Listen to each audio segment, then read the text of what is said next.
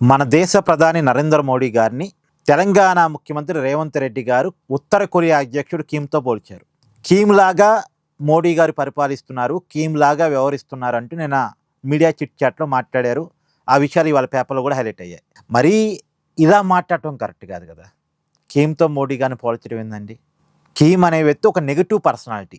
అలాంటి వ్యక్తితో మన మోడీ గారిని పోల్చడం అంటే అదేంటి?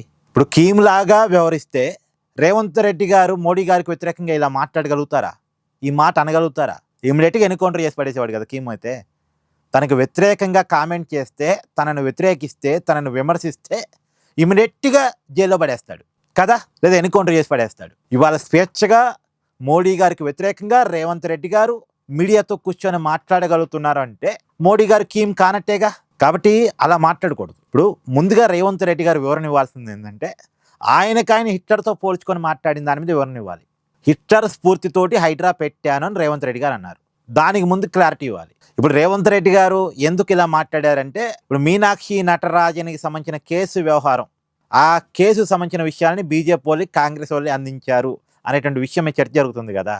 అంటే బీజేపీ వాళ్ళకి తెలంగాణ కాంగ్రెస్లో ఉన్నటువంటి కొంతమంది నాయకులతో మంచి రిలేషన్స్ ఉన్నాయి అనేటువంటి చర్చ నడుస్తుంది కదా. ఆ చర్చను సైడ్ ట్రాక్ చేయడం కోసం మోడీని ఒక మాట అనేస్తే, ఒక విమర్శ చేసేస్తే, ఓ వీడు గట్టిగానే బీజేపీ మీద రేవంత్ రెడ్డి పోతున్నాడు, గట్టిగానే మోడీని వ్యతిరేకిస్తున్నాడు, సో ఈ తెలంగాణ కాంగ్రెస్కు బీజేపీ నాయకత్వానికి ఎలాంటి సంబంధాలు లేవు అని చూపించుకోవడానికి విమర్శ చేసినట్టుగా కనపడుతుంది తప్ప అలాంటి విమర్శలు అయితే కరెక్ట్ కాదు. ఇక్కడ మీ అభిప్రాయాన్ని కూడా కామెంట్ చేయండి. Please do like, share and subscribe this channel.